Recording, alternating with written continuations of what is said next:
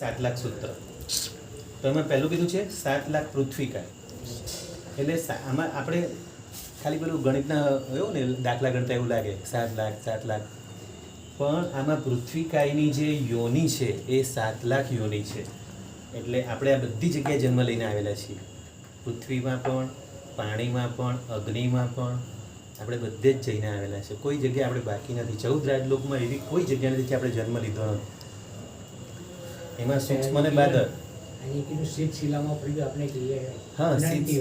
એટલે શીતશિલાની જે પૃથ્વી છે ને આ શીતશિલાની જે પૃથ્વી છે ને આપણને આમ દેખાય છે આમ સાઈડમાંથી આવી દેખાય છે પણ આમ આખી ગોળ આમ છે આમ આખી રાઉન્ડ છે તો આખી સ્ફટિકની બનેલી છે એ બી પૃથ્વીકાય જ છે તો એમાં બી પૃથ્વીકાય તરીકે આપણે જન્મ લીધો હોઈ શકે એટલે આપણે શીતશિલા પર બી જઈને આવ્યા છે પણ જે રીતે જવું જોઈએ એ રીતે નથી ગયા આપણે મુક્તિ પામીને નથી ગયા સિદ્ધ ભગવાન તો જે રીતે જાય છે એ રીતે આપણે જવાનું છે એના માટે પુરુષાર્થ કરવાનો છે આમ તો ઘણી વાર જઈએ વાત એટલે ખાલી પૃથ્વીકાય જ નહીં એ જે શીતશિલા છે એટલું જ નહીં એના પર જે હવા છે વાયુકાય અપકાય એ કે શીતશિલા નીચે પર જે કંઈ બરફ પાણીનું જો ઘન બધું લાગ્યું હોય એ બધું અપકાયમાં તેવકાયમાં જો પ્રકાશ પડે છે પ્રકાશમાં તેવકાયમાં આપણે કોઈ જગ્યાએ બાકી નથી બધે જ જઈને આવ્યા છે એટલે મોક્ષમાં પણ આમ તો જઈને આવ્યા છે આપણે પણ સિદ્ધ રૂપે જે રીતે જવું જોઈએ મોક્ષના કિનારે લીગલી રીતે નથી ગયા આપણે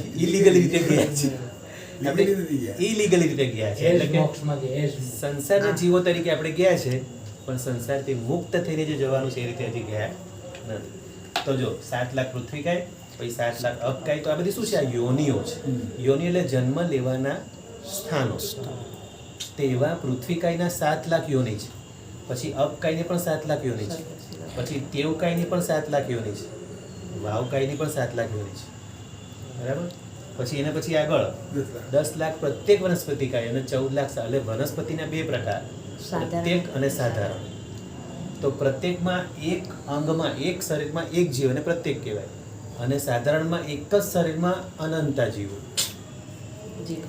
એટલે નિગોદ વગેરે બરાબર તો આ રીતે આના પ્રકાર અને એ સૌથી વધારે 14 લાખ સાધારણ વનસ્પતિકાય એની 14 લાખ યોનિઓ છે પછી એના પછી આવશે 2 લાખ દેન્દ્રિય 2 લાખ તેન્દ્રિય 2 લાખ ચોઇન્દ્રિય 4 લાખ દેવતા 4 લાખ નાકી 4 લાખ તિર્યજ પંચેન્દ્રિય તો 2 ઇન્દ્રિયને ખાલી 2 લાખ યોનિ જ છે તેન્દ્રિયની પણ 2 લાખ યોનિ અને ચૌરેન્દ્રિયની પણ 2 લાખ યોનિ એટલે આજે આટલા 3 વિકલેન્દ્રિય છે 2 ઇન્દ્રિય તેન્દ્રિય ચોરેન્દ્રિય એને વિકલેન્દ્રિય પણ કહેવાય વિકલેન્દ્રિય એટલા માટે કે જેની 5 ઇન્દ્રિય પૂર્ણ નથી 5 ઇન્દ્રિય પૂર્ણ નથી માટે એને વિકલેન્દ્રિય વિકલ એટલે ઓછી તો એકેન્દ્રિય બી આવી શકે ને ના એકેન્દ્રિય સ્થાવરમાં ગણાય છે આપણે ત્રસ કાયની વાત ચાલે 2 ઇન્દ્રિયથી ત્રસપણું ચાલુ થયું 2 ઇન્દ્રિયથી ત્રસપણું ચાલુ થયું બરાબર તો ત્રસપણામાં જે હવે ગણતરી આવે તો એમાં પંચેન્દ્રિયમાં 5 ઇન્દ્રિયમાં 1 ઇન્દ્રિય ઓછી એટલે ચૌરેન્દ્રિય 2 ઓછી એટલે તેન્દ્રિય અને 3 ઓછી એટલે 2 ઇન્દ્રિય તો આ 3 2 ઇન્દ્રિય તેન્દ્રિય ચૌરેન્દ્રિય અને વિકલેન્દ્રિય એટલા માટે કહેવાય કેમ કે ત્રસપણામાં 5 ઇન્દ્રિયો પરિપૂર્ણ હોય એને પરિપૂર્ણ કહેવાય એટલે આપણે બધા પંચેન્દ્રિય પણ આ 2 ઇન્દ્રિય તેન્દ્રિય ચૌરેન્દ્રિય એને વિકલેન્દ્રિય એટલે વિકલ એટલે કે 5 ઇન્દ્રિયો પૂરી નથી કોઈને 2 ઓછી કોઈને 3 ઓછી અને કોઈને 1 ઓછી ષટકાય એટલે જો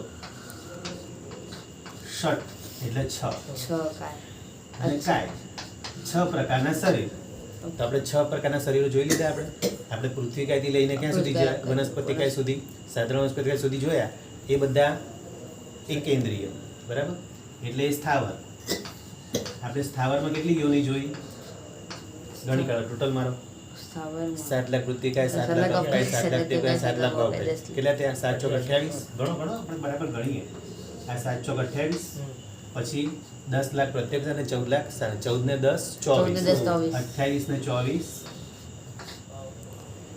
52 આ 52 લાખ તો સ્થાવર છે એટલે આપણે સ્થાવરપણામાં તો કેટલોય કાળ ભમ્યા આપણે સ્થાવરપણામાં એકેન્દ્રિયમાંથી 2 ઇન્દ્રિયમાં આવવામાં પણ ઘણું પુણ્ય ભેગું થાય ત્યારે 2 ઇન્દ્રિય પણ મળે માંડ ત્રસપણું પામવા માટે પણ બહુ પુણ્ય રાશિ ભેગી થાય આ બધું સહન કરી અકામ નિજરા થતા સ્થાવરમાંથી માંડ આપણે નીકળ્યા પહેલાં તો નિગોદમાંથી અનંતકાળની નિગોદમાં હતા આપણે સિદ્ધ ભગવાનનો ઉપકાર થયો આપણા અનાદિ અનંતકાળથી નિગોદમાં હતા એ બી પાછા નિગોદના બે પ્રકાર, સૂક્ષ્મ અને બાદર. સૂક્ષ્મ અને બાદર. પહેલા આપણે સૂક્ષ્મ નિગોદમાં હતા કે જેને અવ્યવહાર રાશિ કહેવાય. અને એમાં પણ સૂક્ષ્મમાં પણ અવ્યવહાર ને વ્યવહાર બે પાછા ફરક. એટલે અવ્યવહાર એટલે અવ્યવહાર ને વ્યવહાર એટલે જેનો હજી સંસાર સાથે કોઈની સાથે હજી વ્યવહાર થયો નથી એને અવ્યવહાર. એને અવ્યવહાર કહેવાય. ક્યારે કોઈની સાથે સંપર્કમાં આવ્યા જ નથી. એવા તો કેટલાય અનંત નિગોદના જીવો એટલા છે અવ્યવહાર રાશિમાં. અને આપણે એક વખત આવી ગયા, હવે પછી આપણે સૂક્ષ્મ નિગોદમાં જઈએ તો આપણે હવે વ્યવહારમાં જ ગણાઈએ, આપણે હવે અવ્યવહારમાં ન ગણાઈએ. હા, આપણે એકવાર સંસાર સાથે બધા કોન્ટેક્ટ થઈ ગયો, વ્યવહાર થઈ ગયો, બધા હાથે વ્યવહાર, આ બધો વ્યવહાર થઈ ગયો એટલે આપણે વ્યવહાર રાશિવાળા. તો સૂક્ષ્મ અને બાદર બે. અને સૂક્ષ્મમાંથી આપણે બાદરમાં આવ્યા, બાદરમાંથી પછી પૃથ્વી, અપ, તેવ, વાવ, વનસ્પતિ આ બધામાં આવ્યા. પછી કેટલા કર્મોની નિજરા થઈ, અકામ નિજરા. હા, એ બી સકામ તો નહીં જ. અકામ નિજરા કરતા માંડ બે ઇન્દ્રિય, એટલે બે ઇન્દ્રિયમાં કેટલા છે? 2 લાખ 2 ઇન્દ્રિય. પછી તે ઇન્દ્રિય આવે 2 લાખ 2 ઇન્દ્રિય, 2 લાખ 4 ઇન્દ્રિય. પછી હા, એટલે પહેલા તો આ વિકલેન્દ્રિય કેટલા છે? 6 લાખ. 6 લાખ. તો 52 ને 6 58. આ બધા વિકલેન્દ્રિય સાથે ગણો, હજી બી આપણે પંચેન્દ્ર પણ પામ્યા નથી. એટલે 52 લાખ યોની અને 6 લાખ બીજી, 52 ને 6 58 લાખ. એના પછી આપણે પછી પંચેન્દ્રિય બન્યા. એટલે આ તો વિકલેન્દ્રિય હતા. અને પંચેન્દ્રિયમાં આવશે 4 લાખ દેવતા, 4 લાખ નારકી અને 4 લાખ તિર્યન પંચેન્દ્રિય. એટલે 4 તારી 12 બીજા વધ્યા. હવે 12 કેટલા થયા? 12 ને 6 18 ને 20 ને 50 70 લાખ થઈ. 70. હવે ક્યાં રહ્યા? 14 લાખ મનુષ્ય. 70 ને 14 થઈ ગયા 84. જો આ બધું ટોટલ થઈ ગયું 84 લાખ. આ 84 લાખ પ્રકારની આ જીવા યોની છે, જેમાં જન્મ લેવાના સ્થાન છે. એ બધાને જીવોને આપણે કોઈની પણ સાથે મારે જીવે જે કોઈ પણ જીવ ભણ્યો હોય, ભણાવ્યો, ભણતા પ્રત્યે અનુમોદ્યો, તે સભી હું મન વચન કાયા કરી મિચ્છામિ દુક્કડમ. એટલે આ કોઈ પણ જીવોને મેં પીડા આપી હોય કોઈ પણ પ્રકારે, મનથી, વચનથી, કાયાથી, દ્રવ્યથી કે ભાવથી, આ રીતે પણ મનમાં ચિંતવાનું છે. ભાવથી પણ કોઈને મનમાંથી એવું વિચારવાનું નથી, કોઈની હિંસા કરવાની, કોઈને મારે પીડા આપવી નથી. કેમ કે મને પીડા નથી ગમતી, મારે કોઈને પીડા આપવી નથી, આ ભાવ રાખવાનો. તો આ રીતે બરાબર ભાવપૂર્વક આપણે ક્ષમા માગી તો 84 લાખ જીવોની ક્ષમા માગી એટલે દિવસ સંબંધીનું આપણું પાપ હોય એ થયું. એના પછી શું આવશે? 18 પાપસ્થાન. આપણે આ ઈચ્છામિ કરીએ. હા, બોલો. ઈચ્છામિ કરીને પછી વંદન કરીને કરીએ, પછી આપણે જઈએ તો કંઈ કીડી કે એમ મળી જાય તો આપણે દોષ નથી લાગતો. દોસ્ત તો લાગે જ છે, નથી લાગતો શું ખોડે કીધું? નથી લાગતો એટલે આપણે જાણી જોઈને નથી કરવું. હા, ભલે જાણજો નથી કરતા, જાણતા કે અજાણતા આપણે બોલીએ જ છે. જાણતા કે અજાણતા મારા જે કંઈ જેવી રીતના થયું, જાણતા કે અજાણતા બંને બોલીએ છે આપણે. જાણતા કે અજાણતા દોસ્તો લાગે જ છે, પણ તમારો એવો ભાવ નથી કે જીવોને મારવાનો. એટલે દોષ નથી લાગતો એવું ના બોલાય, દોષ તો લાગે જ છે. પણ અપોસી હોય બંધો, આપણે વંદિતા બોલીએ છે ને કે હા, કઈ ગાથા છે?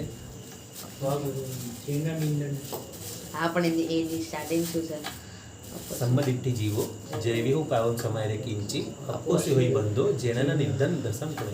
કેમ કે આપણો એવો ક્રૂર પરિણામ નથી હોતો, માટે આપણને અલ્પ કર્મ બંધ થાય. પણ અલ્પ પણ કર્મ બંધ તો થાય જ છે. તમે એમ નહીં બોલ્યો કે આપણને દોષ નથી લાગતો, આવું ના બોલાય. દોષ ઓછો લાગે, તમારી કોમળતા સારી હોય તો દોષ ઓછો લાગે, પણ દોષ તો લાગવાનો છે. કર્મ બંધ તો થવાનો છે. પગે જઈએ ને તે છતાં પણ કોઈ આવી નથી. હા, દોષ તો લાગે. અલ્પ દોષ લાગે છે, પણ અલ્પ દોષ પણ લાગે તો છે. તમે એમ ના બોલાય કે દોષ લાગતો જ નથી, એમ ના બોલાય. એ ખાલી તીર્થંકર ભગવાન જેમને કેવળ જ્ઞાન થઈ ગયું છે, હવે જેમના માટે સુવર્ણ અને 9 કમળોની રચના થાય છે, જેમને પગ જમીન પર મુકાતા જ નથી, એમના દોષ નથી લાગતો. તો આપણે બની જઈએ તીર્થંકર, પછી દોષ નહીં લાગે. એટલે એના માટે આપણે આ બધું એવું જીવન જીવવાનું છે. હૃદયમાં પ્રજ્ઞા રાખવાની, સવી જીવ કરું શાસન રસી. તીર્થંકરનું જેનું જીવદળ હશે બની જશે તીર્થંકર, અને જેનું ગણધરનું જીવદળ હશે એ ગણધર બની જશે, જેનું સામાન્ય કેવડી હશે એ બની જશે. કેવળ જ્ઞાન પામ્યા પછી દોષ બહુ લાગતો નથી. પછી માત્ર પેલું ખાવાનું, વાપરવાનું, બસ એટલું જ. કેમ કે ઘાતી કર્મ ખપી ગયા, હવે અઘાતી બાકી છે. તો તો અગાતીમાં શરીરને ચલાવવા માટે થોડુંક વાપરવું પડે, બસ એટલું.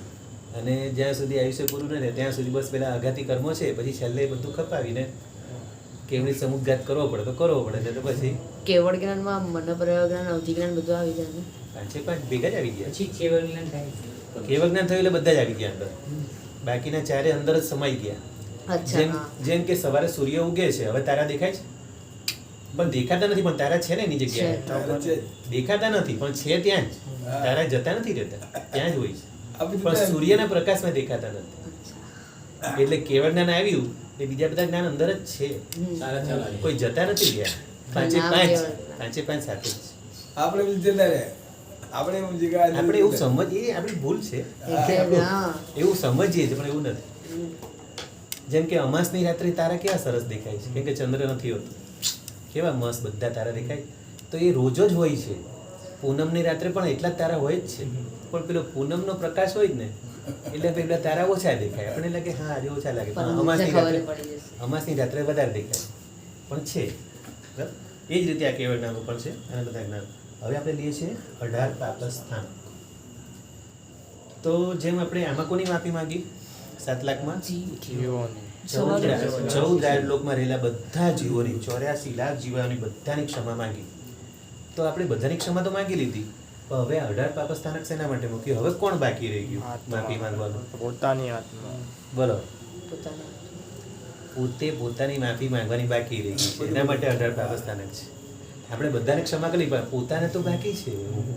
આપણે બધાનું મોઢું ધોઈ લે, પોતાનું મોઢું ખડે એવું ને એવું રહી ગયું કાદવવાનું, એ થોડું ચાલે. પહેલાં આપણે આપણું મોઢું ધોવાનું છે, પણ પહેલાં એટલા માટે કે આ થોડો જીવ હળવો થાય. આજે મેં જે બધી કે કર્મો બાંધ્યા છે, બધા જીવોને ગમે તેમ બોલ્યો છે, એ બધું ક્ષમા માંગવી હતી. હવે મારે મારા પોતાના આત્માની પણ માફી માંગવાની છે. 18 પાપસ્થાનકમાં પોતાની માફી માંગવાની છે.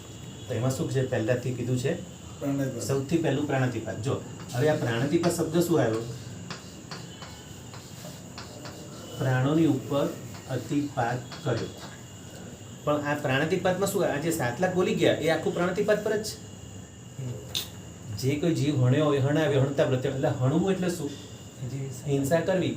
તો આ તો આવી ગયું પ્રાણાતિપાત. તો 18 પાપસ્થાન પર ખાલી પહેલો નંબર છે, એમાં તો આખું 7 લાખ થઈ ગયું.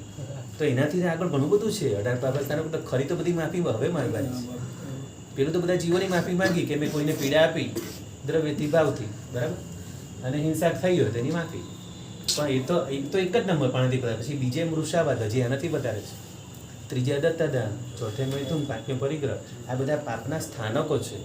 અને આવા પાપ સ્થાનકો સેવી અને મેં મારા આત્મા પર કર્મનો બોજ વધાર્યો, એટલે હું મારા આત્માની માફી માંગુ છું કે હું મારા આત્માને ભૂલ્યો અને 18 પાપ સ્થાનકો સેવ્યા. અને જીભની લાલચમાં સ્વાદેન્દ્રિય, દ્રષ્ટેન્દ્રિય, શ્રોતેન્દ્રિય, આ બધાનો મેં હતું મને ઉપકરણ તરીકે મળેલું, પણ મેં એનું અધિકરણ તરીકે ઉપયોગ કર્યો. ભગવાને મને ઉપકરણ તરીકે આપ્યું. આ મન, વચન, કાયા ઉપકરણ તરીકે ભગવાને આપ્યું છે. દેવગુરુ ધર્મની કૃપાથી આપણને આ સરસ ઉપકરણ મળ્યા છે. ઉપકરણ એટલે ઉપર લઈ જાય, જે આપણને ઉપકૃત કરે, આપણને ગુણ સ્થાનકે ઉપર ચડાવે, એને ઉપકરણ કહેવાય. આ ઉપકરણનો વિષય લેવા જેવો છે. ગુણ સ્થાનક શું છે? ગુણોનું સ્થાન. આપણે જેમ જેમ ગુણોનો વિકાસ થતો જાય એમ ગુણ સ્થાનકમાં ઉપર ચડતા જાય. બધા બોલે 14માં ગુણ ઠાણે સુધી. હા, એટલે 14માં ગુણ કેટલા છે મોક્ષ. ગુણ સ્થાનક? 14માં ગુણ સ્થાનકે મોક્ષ. સિદ્ધ ભગવાન તો બધા 14માં ગુણ સ્થાનકે છે. પાંચમા સુધી જઈ શકીએ. આપણે હવે પહેલું છે કે નહીં બી ખબર નથી. આપણને પહેલું મિથ્યાત્વ દર્શન પહેલું ગુણ સ્થાનક છે, પણ એ પણ હજી નક્કી નથી મિથ્યાત્વ દર્શન પણ છે કે નહીં. કેમ કે આપણે આપણી ભૂલને સ્વીકારતા જ નથી. ભૂલ સ્વીકારે એ મિથ્યા દર્શનમાં આવે છે. જેમ કે કોઈને કેન્સર ડિટેક્ટ થયું, એને સ્વીકાર્યું કે હા મારે કેન્સર છે, પછી એ નક્કી કરે કે હવે મારે એનો ઈલાજ કરવો છે. પણ પહેલાં પોતે સ્વીકારવું તો પડે ને કેન્સર છે મને એમ. આપણે તો આપણામાં આપણે એ તો સ્વીકારવા તૈયાર નથી. એટલે પહેલું ગુણ સ્થાનક બી હોય તો સારી વાત છે. પછી ચોથું આવે સમ્યક દર્શન. બીજું કયું આવે? બીજું ને ત્રીજું. બીજુંમાં મિશ્ર અને સસ્વાદન એવું કંઈક છે. બીજું નામ યાદ નથી. બીજું ને ત્રીજું, અને ત્રીજું મિશ્ર છે. સાસ્વાદન અને મિશ્ર બીજું, ત્રીજું, અને ચોથું સમ્યક દર્શન ચોથું. હવે જો સમ્યક દર્શન પ્રાપ્ત હોય તો આપણે ચોથા ગુણ સ્થાનક હોઈએ. દેવો વગેરે જે સંકિત દેવો છે બધા ચોથા ગુણ સ્થાનક. અને જો 12 વ્રતો લઈએ તો 5મા ગુણ સ્થાનકે આપણે આવી. એટલે દેવો આપણને નમન કરે. દેવો 4થા થી 5માં નથી આવી શકતા. એ લોકો નવકાશીનું પચકાણ નથી લઈ શકતા, કરી શકતા. અને આપણે નવકાશી પચકાણ કરીએ છીએ, સમ્યક દર્શન સહિત કરીએ છીએ, તો આપણે 5મા ગુણ સ્થાનકે છીએ. 12 વ્રતોમાંથી કોઈ એક વ્રત પણ લીધું હોય તો પણ 12 લો તો વધારે સારું. પણ ઓછામાં ઓછું એક પણ વ્રત લીધું હોય તો આપણે 5મે ગુણ સ્થાનકે ગણાઈએ શ્રાવકો. તિર્યંચો પણ આ વર્ડમાં easy word કોઈ નહીં. ઈઝી તો કોઈ નથી. કોઈ ઈઝી નથી, કેમ કે પાળવા માટે બધા પાડો તો બધા easy છે. જો મિથ્યા તો તમે મન મક્કમ કરો તો બધું ઈઝી છે, અને મન ઢીલું રાખો તો બધું જ અઘરું છે. એ આપણા ઉપર છે, આપણે શું કરવું શું નહીં. બાકી 12 વ્રતની જો પુસ્તકો મળે જ છે, એને સંકિત સહિતના 12 વ્રતો કરવાના. સંકિત વગરના તો એનો કોઈ ફાયદો નથી. એટલે જ્યારે બી 12 વ્રતો ઉચ્ચારવાના હોય, ગુરુ ભગવાનની સામે નાણ સમક્ષ ઉચ્ચારવાના હોય છે. અતિચારમાં જે 12 સ્થૂલ આવે 12 વ્રતો છે. એ જ ને, એ જ 12 વ્રત. એની તો વાત છે. અતિચાર આપણા શ્રાવકોના જ હોય છે ને, સૈનિકોના હોય છે. શ્રાવકોના અતિચાર છે, એટલે 12 વ્રતો. તો હવે પહેલું થયું પ્રાણાતિપાત, બીજે મૃષાવાદ. પ્રાણાતિપાત એટલે કે જીવોની હિંસા.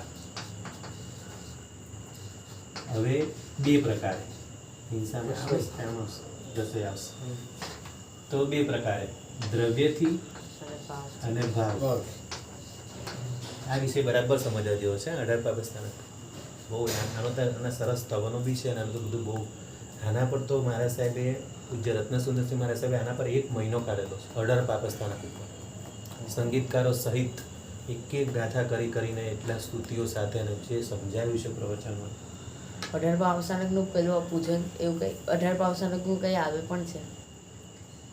હમણાં પૂજન ભણાવેલું અમારે અજાવડી કરીને એટલે આને બહુ ડિટેલમાં જવા જેવું છે, સમજવા જેવું છે. એ બીજું બધું પછી મૂકો સાઈડ પર. આ પેલા બરાબર સમજી લો. આ સમજશું તો આપણે તરશું. આ સમજવા જેવું છે. હવે બીજી બધી લિંક વગેરે વાત નહીં કરતો તો. ગાડી પાટા પર ઉઠવી જોઈએ. તો જીવોની હિંસા દ્રવ્યથી કે ભાવથી? જો હવે ભાવથી હિંસા તમે દ્રવ્યથી તો આપણે સમજીએ છીએ, બરાબર, કે નીચે જોયા વગર ચાલવું એટલે દ્રવ્યથી હિંસા થાય. અથવા ઉગાડા મુખે બી બોલો કે જ્યારે ગૌતમ સ્વામીએ પૂછ્યું વીર પ્રભુને કે હે પ્રભુ, સાવધ્ય વચન કોને કહેવાય અને નિર્વદ્ય વચન કોને કહેવાય? ગૌતમ સ્વામીએ માયુસ્વામી ભગવાનને પૂછ્યું, અને માયુસ્વામી ભગવાને ઇન્દ્ર મહારાજાનો દાખલો આપ્યો કે હે ગૌતમ, જ્યારે ઇન્દ્ર મહારાજા મારી સાથે વાત કરતી વખતે એમનો ખેસ આડો રાખીને બોલે તો એ નિર્વદ્ય વચન છે, અથવા ખેસનો એને હાથ બી આડો રાખીને બોલે તો નિર્વદ્ય વચન, અને જો ઉગાડા મુખે બોલે તો સાવધ્ય વચન છે. સાવધ્ય, વદ્ય એટલે હિંસા, જેમાં હિંસા રહેલી છે, એ સાવધ્ય વચન. આ દ્રવ્યથી થયું. હવે ભાવથી, હવે આપણે શબ્દો એવા બોલીએ અને સામેવાળાને ખોટું લાગી જાય, કડવા શબ્દો, આમ માણસ ઊભો ઊભો સળગી જાય, એને ભાવ હિંસા કહેવાય. ખ્યાલ આવ્યો? આ ભાવ હિંસા. હિંસા 2 પ્રકારે, દ્રવ્યથી અને ભાવથી. પ્રત્યક્ષ અને પરોક્ષ. તો ભાવ હિંસામાં એવું છે કે કોઈને દિલને દુઃખ થાય એવું કંઈ બોલવું નહીં, એ બધી ભાવ હિંસા. હવે બીજું પણ કે તમે ચાલવામાં નીચે જોઈને ચાલી રહ્યા છો, પણ મનમાં પાછું જૈણાનો ભાવ નથી તો પણ નહીં ચાલે, તો એ પણ ભાવ આવશે પાછો એમાં. અને તમારે જૈણાનો ભાવપૂર્વક બરાબર જોઈને ચાલો છો, ત્યારે ભૂલથી કોઈ જીવ આવી જાય છે, પણ હવે તમને અપોષ બંધો લાગે છે, અલ્પકર્મ બંધ બંધાય છે. તમને ભાવ છે મારે બધા જીવોને બચાવવા છે, પણ બચાવતા બચાવતા ભાઈ ક્યારેક ભૂલથી પગ પડી પણ જાય છે કોઈ જીવ પર, પણ મનમાં ભાવ શું છે? ના, મારે કોઈને હેરાન કરવા નથી, મારે કોઈને પીડા આપી નથી. તો એ થઈ ભાવ જૈણા. એટલે ભાવથી તો મારે કોઈને જીવને મારે પીડા આપી જ નથી, પણ છતાં બી ભૂલથી પગ પડી ગયો છે, અને પછી એનું ઈર્યા વહીને પ્રાયશ્ચિત આપણે માગી લઈએ છીએ. તો આ જૈણાનો ભાવ હોવો જોઈએ. તો એ રીતે ભાવથી અહિંસા, બરાબર. તો આ રીતે દ્રવ્ય અને ભાવ 2 પ્રકારે હિંસા થાય. પેલું ધ્યાન ના આપ્યું, બરાબર, અને ધ્યાન આપીને તમે ઝડપી બી ચાલો છો, પણ તમારે ભાવના શું છે? મારે કોઈ જીવને પીડા આપી નથી, તો એને અપોષી હોય બંધો થાય, બરાબર. દોષ નથી લાગતો એમ ના કહેવાય શિરીષભાઈ, અલ્પ બંધ હોય, કેમ કે એને હવે કોમળતાના પરિણામ છે, એને જૈણા પર નજર છે, એનું લક્ષ્ય જૈણાનું છે, અને પછી ભૂલે ચૂકે થઈ જાય છે, તો પણ હવે એની ક્ષમા માગી દે. તો હવે થયું, એના પછી આવશે મૃષાવાદ. તો આ તો હિંસાનું. હવે મૃષાવાદ એટલે મૃષા એટલે ખોટું, મેં છે ને સાહેબ જો કીધું મારા જૂઠું બોલવું. હા એક અમારે ફ્રેન્ડને લઈને ગયા હતા, એ ચંપલ વગર ફરે છે. હા એ સાહેબ પાસે ગયા, હમ. એ સાહેબ અમને બાધા આપો આ રીતે. હા કે આવ્યા કેમ આ હમ. ગાડીમાં આવ્યા ને હમ. ભાઈના ગાડીમાં હા You go એમ કે એટલે આમ ભલે ઉઘાડા પગે ચાલો સારી વાત છે, પણ પાછું ગાડીનો ઉપયોગ કરે એટલે આરામ સમારંભ તો એમાં છે જ. હા. એમાં કેટલી હિંસા મળી તમે આવ્યા, હા. કેટલી હિંસા થઈ. હા બરાબર છે. એટલે પૂરેપૂરો જૈનાનો ભાવ હોય. હવે એવા લોકો તો પછી આવું તમારો આ દાખલામાં આવ્યો. દાખલો તો પછી અસત્ય બોલવાના પરિણામ. જો અમે આમાં બી પરિણામ શબ્દ વાપર્યા છે. વૃષાર્થનું શું છે કે અસત્ય બોલવાના પરિણામ, એટલે પરિણામે આનો જે દોષ હોય ને તે લાગે છે. અસત્ય બોલવાના પરિણામ. હવે જો હવે જૂઠું એટલે જૂઠું બોલવું જ નહીં એમ પણ નથી, અને સાચું જ બોલવું એમ પણ નથી. પણ માનો કે સાચું બોલો છો અને કોઈને નુકસાન કરી રહ્યા છો. તો ખોટું. તમે એવું સાચું બોલો છો કે બીજા બે જણાને તો બિચારાને આવી બને કે દુખી થઈ જાય. એવું સાચું પણ કામનું નથી. અને એવું તમે જૂઠું બોલવું પડે છે, પણ એની પાછળ તમારો આશય સારો છે, કોઈને બચાવવાનો છે, તો એ જૂઠ પણ જૂઠ નથી. એટલે અસત્ય બોલવાના પરિણામ આ શબ્દ વાપર્યો છે. એટલે મૃષાવાદનો બરાબર સમજવા જઈશું. મૃષાવાદ બી કેમ જેવી તેવી વસ્તુ નથી, બરાબર ડિટેલમાં સમજે. જો એનો એક દાખલો આપો. એક સંત બેઠા છે, બાવા પેલા દાઢીધારી છે, ભલે ભગવા કપડામાં બેઠા છે, ઝાડ નીચે બેઠા છે, મસ્ત પેલું સિમેન્ટનું બાંધેલું ને ઝાડની ફરતે, અને છાયડામાં બેઠા છે અને માળા ગણી રહ્યા છે. આમ પેલું લાકડાનું મૂક્યું હોય અને માળા ગણતા હોય. ત્યાંથી એક હરણ દોડતું ગયું અને એની પાછળ પેલો શિકારી દોડતો ગયો, તીર હાથે દોડતો ગયો. હવે હરણ કોઈ ગલીમાં ઘૂસી ગયું. સંતે તો જોયું. હવે પેલો આવીને કહે છે કે અહીંયા માણસ તો એક જ દેખાય છે. તો એને પૂછે છે કે બોલો હવે આ તમે હરણને જોયું, કઈ બાજુ જતા જોયું?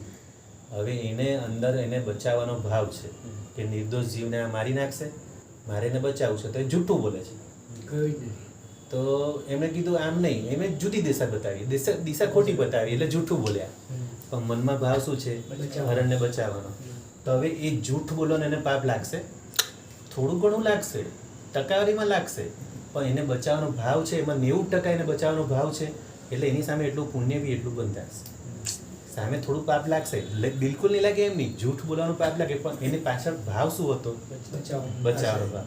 એટલે પરિણામ આમાં શું બોલ્યું? અસત્ય બોલવાના પરિણામ. છેલ્લે પરિણામ શું છે? તમારો આશય શું છે? છેલ્લે પરિણામ ઉપર બધો કર્મનો બંધનો અનુબંધ શું પડે છે?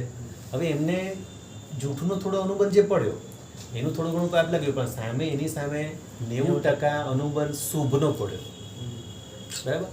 હવે એ જ રીતે આપણે મારા સાહેબે હમણાં વચ્ચે 2 દિવસ પહેલા દાખલો આપેલો, પેલા છોકરો તાળી પાડીને કબૂતરોને ઉડાડી દે છે. આપેલો ને દાખલો પ્રવચન. હવે એક છોકરો જોઈ છે જંગલમાં, એક પેલા પારધીએ ઝાડ નાખેલી છે અને કબૂતરોના દાણા બી નાખેલા છે. હવે ઝાડ એવી રીતે અધ્ધર રાખેલી છે કે પેલા દાણા ચરવા પેલા કબૂતર અંદર આવી શકે, અને પછી પેલો જેવો દોરી ખેંચે એટલે બધા કબૂતર ફસાઈ જાય. એવું એને કરેલું હતું. તો એને પહેલાં તો દાણા આપ્યા છે. જો કબૂતરને ખાવાનું આપે છે તો આ તો સારું કહેવાય, કબૂતર દાણા આપે છે. બરાબર. હા.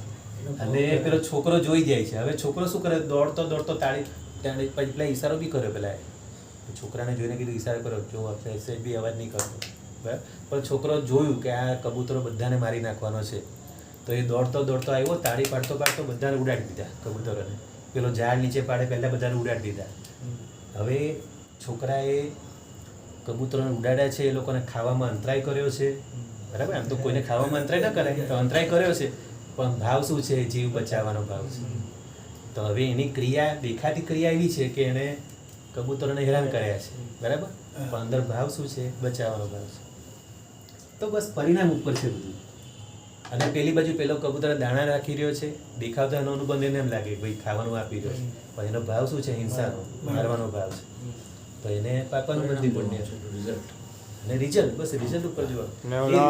ઓલા બાબા સાચું કહી દેતે હા કે આ બાજુ ગયો છે, હા, તો સાચું બોલો ને એને ટકો સત્ય બોલવાનો જે મળે, પણ એની સામે 90% હરણ પંચેન્દ્રિય જીવ છે. પંચેન્દ્રિય જીવને પેલો પાટી મારી નાખે, તો એ બધો દોષ કોને લાગે? એટલે જૂઠું ન બોલવું એવો નિયમ લેવો બરાબર છે, પણ જરૂર પડે જૂઠું કોઈને બચાવવા માટે જૂઠું બોલવું બી પડે. બરાબર, કોઈને બચાવવા માટે જૂઠું બોલવું પડે. હમ. તો એ જૂઠ નથી. બચાવવા માટે બોલેલું જૂઠું એ જૂઠું નથી. તો થયું મૃષાવલ. પછી આવશે અદત્તાદાન. જો અદત્તાદાન શબ્દ કેવી રીતે બન્યો છે? દત્ત એટલે દેવું અને અદત્તાદાન, આદાન એટલે લીધેલું. તો કોઈએ ન દીધું અને લઈ લીધેલું એટલે એને શું કહેવાય? ચોરી. ચોરી. અદત્તાદાન, પારકી વસ્તુ ધણીની સંમતિ વિના લઈ લેવાની વૃત્તિ, એને કહેવાય અદત્તાદાન. તો આજના જમાનામાં અદત્તાદાનના કેટલા બધા પ્રકાર છે? ઘણા બધા પ્રકાર છે. ખાસ કરીને આપણે ટેક્સ ચોરી વગેરે બધું એ બધું અદત્તાદાનમાં જ આવે છે. આપણે જો કે સૌથી સારા આપણા જૈનો છે, સૌથી વધારે હાઈએસ્ટ આપે છે. ટેક્સ ભરનાર આપણા જૈનો છે. એ બાબતે આપણે ગર્વ લઈએ છીએ. પણ છતાં બી એમાં બી થોડુંક હા, એટલે કઈ નહીં, એ બધું સમજવાનું. અને દાન ચોરી. મોટી ચોરી. એટલે એ બધું ઘણું બધું છે. તો એ બધાથી બચવાનું. કોઈ પણ વસ્તુ, કોઈની પણ વસ્તુ સંમતિ વગર લઈ લેવી નહીં. લેવી એને ચોરી કહેવાય. એટલે અદત્તાદાન એટલે કે ચોરી કરવી નહીં. તે થયું. પછી ચોથો નંબર મૈથુન, વિષય ભોગની વાંછારૂપ પરિણામ. એટલે પાંચે ઇન્દ્રિયના વિષયમાં આવે છે. આપણે આ મૈથુન ભલે શબ્દ વાપર્યો એ સ્પર્શેન્દ્રિય માટે, પણ ખરેખર પાંચે પાંચ ઇન્દ્રિયોના વિષયમાં જેમ તમે જેટલી તીવ્ર લાલસાથી, જેટલું વૃદ્ધિપૂર્વક, એને શું કહેવાય, એનો શબ્દ છે, એનો શબ્દ જુદો છે, ખૂબ જ આસક્તિપૂર્વક, શબ્દ જ ભૂલી ગયો છે.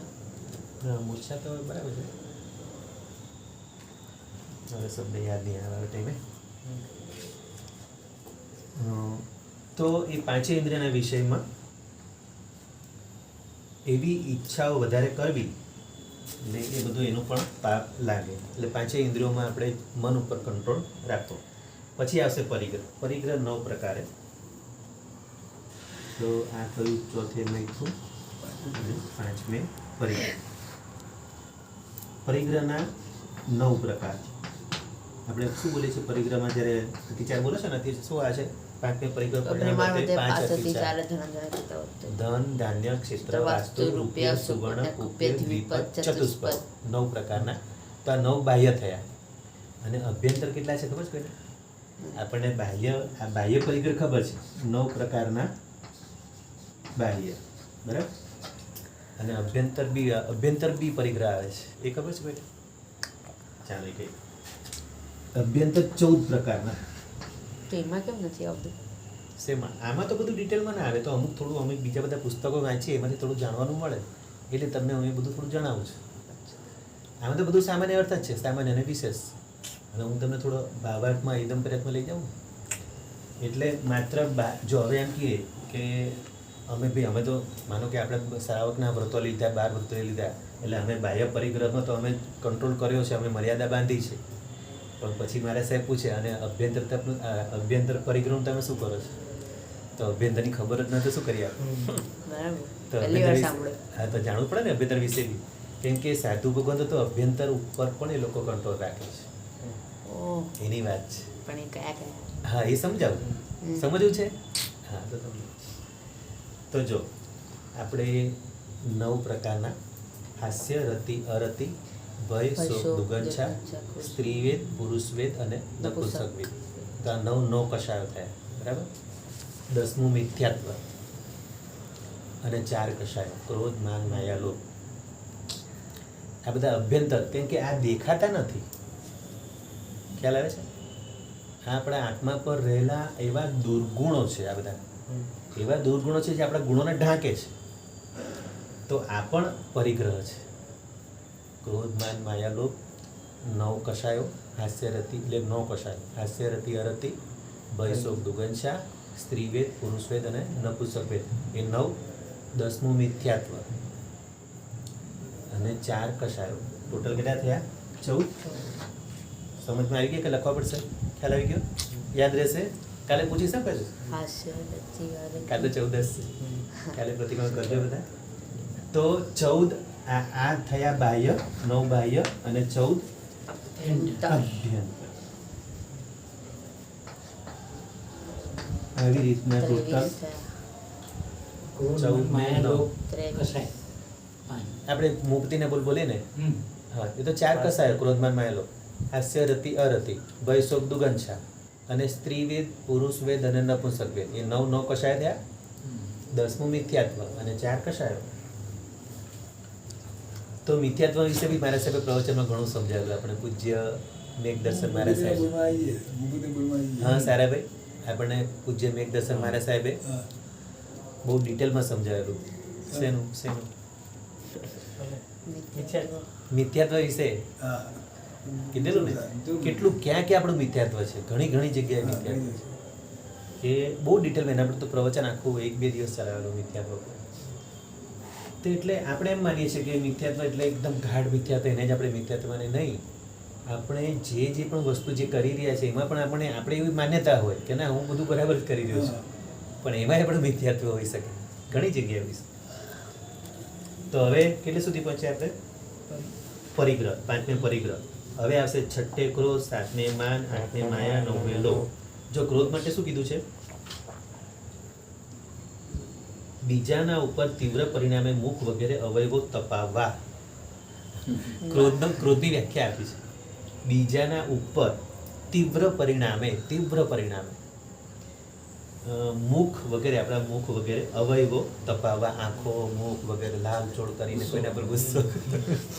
એટલે તો હું તમને એક વિષ્ણુ મુનિની વાત કરું ને, વિષ્ણુ મુનિ એટલા શાંત સ્વભાવના હતા કે જ્યારે શાસનની રક્ષા માટે એમને જ્યારે ગુસ્સો કરવાનું કીધું ને, પણ ગુસ્સો તો એમને આવતો નહોતો. માંડ ગુસ્સો એમને કરાવ્યો. ગુસ્સો લાવવા માટે એમને એટલા બધા એ કરવા પડે, એમને ગુસ્સો કરાવવા માટે.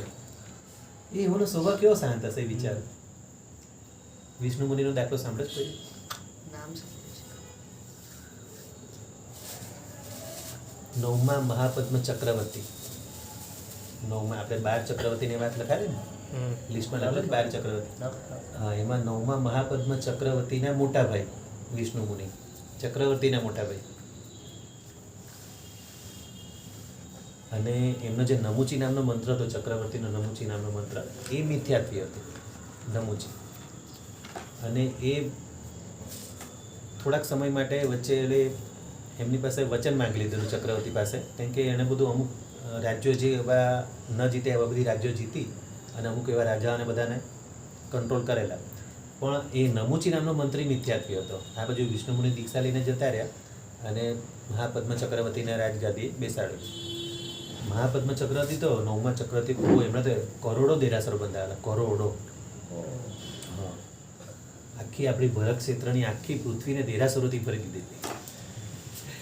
ખાલી માની આજ્ઞા, માએ આજ્ઞા કરી, માં તને કઈ રીતે સુખી કરું, બોલ. બસ કે મને તો જીનાલો બહુ ગમે. બસ તો કે બધા જીનાલો ભરી દઉં. એટલા બધા જીનાલો બંધાયેલા, કરોડો જીનાલો મહાપદ્મજી. અને એમણે પછી દીક્ષા લઈને મોક્ષે ગયા છે મહાપદ્મ ચક્રવર્તી. તો એમના મોટાભાઈ વિષ્ણુ મુનિ તે આવી રીતે ચોમાસામાં મેરુ પર્વત ઉપર ગયેલા હતા. ચોમાસામાં એમને તો બધું વિદ્યાબળ હતું, બધાને લબ્ધિઓ બધી બહુ હતી. તો મેરુ પર્વત ઉપર જઈને બેઠેલા અને ધ્યાનમાં બેઠેલા હતા. ચોમાસું હતું, ચાતુર્માસમાં. હવે આપણે બધો વિચાર આવે ને ચોમાસામાં મેરુ પર્વત ઉપર, એવો વિચાર આવે ને આપણે. હા, કેમ કે મેરુ પર્વત તો એટલી ઊંચાઈ પર હતા કે જ્યાં વાદળ વરસે નહીં. ઓહ, ખ્યાલ આવે છે? ખબર પડી. આપણે તો વાદળ ક્યાં વરસે? આપણે એ મનુષ્ય ભૂમિમાં અહીંયા બધે વરસે. એ તો બહુ હાઈટ ઉપર પહોંચી ગયેલા. તો હવે આ બાજુ જે નમુચી મંત્રી એ બધા સાધુ ભગવતોને હેરાન કરવાનું ચાલુ કર્યા, બરાબર. અને ત્યારે મહાપદ્મ ચક્રવર્તી કોઈ કામ માટે બીજે ગયા હશે, એટલે એમને નમુચીને થોડા દિવસ માટે ભાઈ તું સાચવજે એમ કરીને. હા, તો જ એને ફાવતું મળે ને. વિદ્યાર્થી માણસને ફાવતું ક્યારે મળે? અઠવાડિયું માટે સાચવવા. હા, તો હવે એ સમય આ બાજુ આપણા સાધુ ભગવંતોને હેરાન કરે છે અને કહે કે મારા રાજ્યમાં તમને રહેવાની મળે, તમે જાઓ બધા દેશથી કાલ. જૈનો પ્રત્યેને નફરત હતી. સમજાયું છે. તો આ બાજુ આ બધા સંઘ આખો ભેગો થયો. ભેગો થઈને બધા કહે કે હવે આપણે પેલા રાજાને તો અત્યારે હમણાં છે નહીં, હવે કરવું શું આપણે?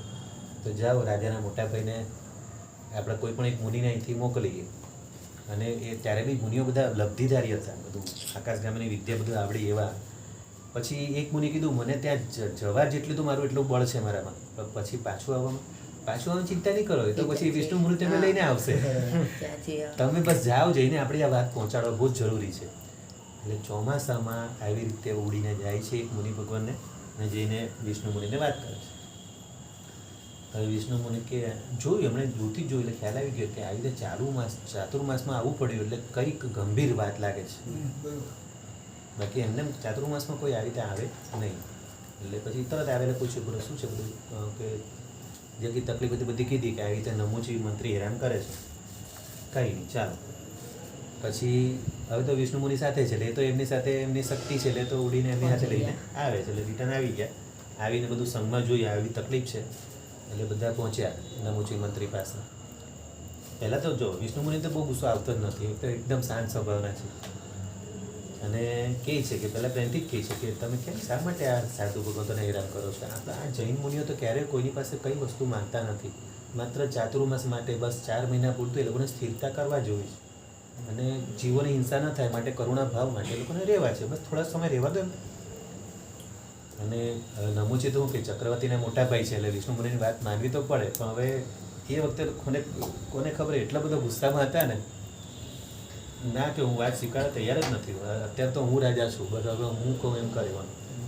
પછી હવે આ બધું વિષ્ણુ મુનિને એમને ગુસ્સો નથી આવતો, ગુસ્સે કરાવવા માટે બધા એટલો પ્રયત્ન કરે છે, એમને માંડ ગુસ્સે કરાવે છે અને પછી કહે છે કે આ શાસ્ત્રની રક્ષા કરવી જરૂરી છે, તમે ગુસ્સો કરો. એટલે આ પ્રશસ્ત ગુસ્સો છે. જો ગુસ્સાના 2 પ્રકાર, પ્રશસ્ત કસાય અને અપ્રશસ્ત. આપણે જે અપ્રશસ્ત કરીએ છીએ, આપણે આપણા સ્વાર્થ માટે કરીએ છીએ, આ બધું અપ્રશસ્ત કસાય છે. અને પેલું શાસનની રક્ષા માટે જે કરે છે એને પ્રશસ્ત કસાય કરે છે. માંડ ગુસ્સે થાય છે, ગુસ્સે થઈને પછી કહે છે કે જો હવે તું સીધી રીતે નહીં માને તો હવે અમારે કંઈક પગલાં લેવા પડશે. અને એમ કહે છે ખાલી અમને 3 પગલાં જમીન આપી દે, બસ વધારે નહીં જાય, ખાલી 3 પગલાં.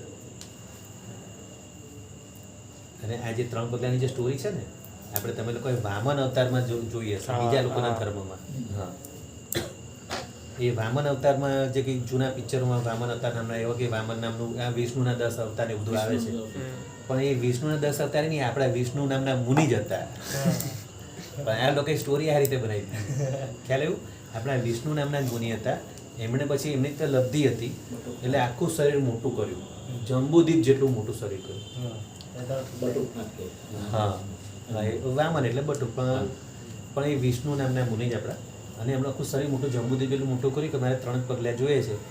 પછી કે સારું ચલો, પછી એને કે 3 પગલામાં કેટલું હશે, પછી સ્વરૂપ મોટું કરે છે અને ગુસ્સો બી કરેલો ને હવે એવું મોટું સ્વરૂપ કર્યું, જંબુદીપ જેટલું મોટું શરીર કર્યું. હવે એક પગલો અહીંયા ભરત ક્ષેત્રમાં, એક પગલો જગતી ઉપર, જંબુદીપની જગતી ઉપર, અને કે હવે 3જો પગ ક્યાં મૂકું બોલતો એને પૂછીને કે. એટલે હવે નમુચી હવે તો ગભરાયો કે હવે આટલું મોટું સ્વરૂપ છે, આ વિકરાળ સ્વરૂપ, આ તો મને ઉચકીને ફેંકી દેશે લવણ સમુદ્રમાં, તો મારું શું થશે? પછી હવે માફી માગે છે, બધું કહે છે. હવે માફી માગે છે, હવે ગુસ્સો એનો શાંત કરવો એ પણ બહુ અઘરો છે. એને ગુસ્સો શાંત કરવા માટે બધા સ્તુતિઓ કરે છે. હા, વિષ્ણુ મુનિને એટલે આટલું મોટું સ્વરૂપ કરે છે, હવે શાંત થાય પછી પાછું નાનું સ્વરૂપ થાય. એટલે પેલા તો સીધો કરી દીધો નમુચીને કે હવેથી હવે ક્યારે હેરાન નહીં કરશે જૈનોને કોઈને બી. પછી સ્વરૂપ નાનું કરવા માટે બી સ્તુતિઓ કરવી પડે છે. એટલી બધી સ્તુતિઓ કરીને એમને શાંત ભાવની બધી સ્તુતિઓ કરવી પડે છે, શાંત સુદારસ ભાવની. એમ કરતાં માંડ એમને ફરી પાછા મૂળ સ્વરૂપે આવે છે. એટલે એ રીતની આ સ્ટોરી છે વિષ્ણુ મુનિની. તો આ ક્રોધની વાત હતી કે એમાંથી આ વાત નીકળી, વાત ક્રોધ કસાની વાત ચાલતી એમાંથી. તો પ્રશસ્ત ક્રોધ અને અપ્રશસ્ત ક્રોધ, તો એમાં શું કીધું, બીજાના ઉપર તીવ્ર પરિણામ મુખ વગેરે અવયવ તપાવવા, એને કહેવાય ક્રોધ. પછી માન, પ્રાપ્ત અથવા અપ્રાપ્ત વસ્તુનો અહંકાર. માન માટે શું કીધું છે? અહંકાર. અહંકાર આપણી પાસે વસ્તુ જે છે પ્રાપ્ત એનો અહંકાર, અથવા અપ્રાપ્ત જે વસ્તુ મેળવવી છે એના માટે. તો પ્રાપ્ત અથવા અપ્રાપ્ત વસ્તુનો અહંકાર. જેમ કે પ્રાપ્ત વસ્તુનો તો અહંકાર હોય કે મારી પાસે સારી વસ્તુ છે, પણ અપ્રાપ્તનો અહંકાર એમાં શું થાય છે ખબર? કે જે વસ્તુ નકામી છે એવી વસ્તુ મારી પાસે નથી એમ. કે અમે બધું કચરો રાખતા નથી, એવો બી અહંકાર હોય ને ઘણાને. અમારી પાસે બધું બ્રાન્ડેડ હોય, આવું બધું હોય, એવું ગમે તેવું અમે નથી રાખતા. એટલે ન હોવા છતાં પણ એનું અભિમાન કરે એમ આવી વસ્તુ નથી આવી વખતે અમે ના રાખીએ અમે તો બધું આવું અભિમાન. અને એ રીતે બંનેમાં બાહ્ય અને અભ્યંતર બંનેમાં ગુણોમાં બી થાય દુર્ગુણો અને ગુણો. એટલે સદગુણો હોવાનું એનું અભિમાન સદગુણો હોવાનું અને મારામાં દુર્ગુણો નથી એનું અભિમાન. એટલે આવી રીતના પણ અભિમાન કરવા જેવું નથી. આ બાહ્ય અને અભ્યંતર આમાં બધામાં સમજવાનું છે. આપણે ખાલી બાહ્યનું જ સમજીએ છીએ બધું, પણ બાહ્ય અભ્યંતર બંનેમાં સમજવાનું છે. એટલે દુર્ગુણો સદગુણો એ બધું અભ્યંતરમાં જશે. તો ક્રોધમાન માયા. માયામાં ગુપ્તપણે સ્વાર્થ વૃત્તિ સિદ્ધ કરવાની ઈચ્છા. હવે ગુપ્તપણે સ્વાર્થ વૃત્તિ સિદ્ધ એટલે પોતાનો કોઈ સ્વાર્થને સિદ્ધ કરવો છે પણ કોઈને બતાવ્યા વગર છુપી રીતે કરવો છે, એને માયા કહેવાય. માયા કપટ ઘણા લોકો કહે ને સરપ્રાઈઝ અમારે સરપ્રાઈઝ આપી. મલ્લિનાથ તો ભગવાન સરપ્રાઈઝ માયામાંથી નીકળી છે. આપણે બધાને સરપ્રાઈઝ આપવાનું બધું હોય ને, મારે સરપ્રાઈઝ આપવું છે, આ બધું માયાનો જ બધો પ્રકાર છે. માયાના જ બધા પ્રકાર છુપી રીતે. હમણાં આ વાત હું 2 દિવસ સુધી તો કોઈને કહેવા નથી, ત્રીજા દિવસે હું સરપ્રાઈઝ કરીશ. મલ્લિનાથ ભગવાને કરેલું હા, એ મલ્લિનાથ ભગવાને કરેલી. જો ઈ તીર્થંકર, આમાં જ આવે ને? હા તીર્થંકર ભગવાન છે. આ તે ખાલી અક્ષરું છે, બાકી તેમાં તીર્થંકર નામકરણ બાંધેલું છે. હા હા પણ પણ હવે થઈ ગયો. હવે માયા બધા બીજા બધા મિત્રોથી એમને વધારે તપ કરવો હતો, એના માટે થોડું માયા થઈ ગઈ. પણ એક અચ્છેરું છે. આપણે એ બધી વસ્તુને બહુ વધારે લેવાય નહીં. પણ આપણે એ જોવાનું કે આપણામાં કયા, આપણે તો કેટલા માયા કરે નાના, આપણે કેટલું પોલિટિક્સ રમી બધા હતા. પછી લોભ. ધન આદિ સંપત્તિને એકઠી કરીને સંગ્રહ કરી રાખવાની મનોવૃત્તિ. લોભ. લોભની આ બધી વ્યાખ્યાઓ સરસ આપી છે આમાં. ધન વગેરે સંપત્તિને ભેગું કરીને રાખી મૂકવાની. અને આ પ્રવૃત્તિ સારી નથી. આ જે સંગ્રહ વૃત્તિ છે ને એ સારી નથી. કેમ કે ભેગું કરીને રાખી મૂકવું અને પછી કોઈને વાપરવા ન દેવું, પછી એવા લોકો બીજા ભાવમાં સાપ બને, પછી કોઈને અડવા ન દે, સાપ બનીને જ્યાં બી તમે જજો ખજાનો રત્નો વગેરે હોય ને ત્યાં હોય જ. હા, જ્યાં બી તમે ચરુ વગેરે ખોદો ને એમાં હોય જ. કેમ કે આ લોભ વૃત્તિ ગયા ભવની એ જે એમને સંસ્કાર પડેલા હતા એટલે સાપ બનીને પણ ત્યાં આવીને કુંડળી મારી બે. એટલે આ લોભ તો બહુ બધા પાપનો બાપ લોભ છે. ક્રોધ માન માયા લોભ, આ એક એક ચડિયાતા કસાયો છે. ક્રોધથી માન વધારે ચડિયાતો, માનથી માયા વધારે, માયાથી લોભ તો બધા કરતા ચડિયાતો. બધા પાપનો બાપ લોભ. પછી સમય જોવો પડશે ને, થઈ ગયું. પોણા સમય 9 થઈ થઈ ગયા સર. તો આપણે પોણા 10. પોણા 10 સર. તો કઈ નહીં, આપણે એક કામ કરીએ. આપણે લોભ સુધી થયું, ક્રોધ માન માયા લોભ સુધી થયું, બાકીને આપણે આગળ પછી રાગ દ્વેષ. રાગ દ્વેષમાં તો બહુ ડિટેલમાં સમજવાનું છે. હવે હા જીનાજ્ઞા બધું બોલાય તો ઈચ્છા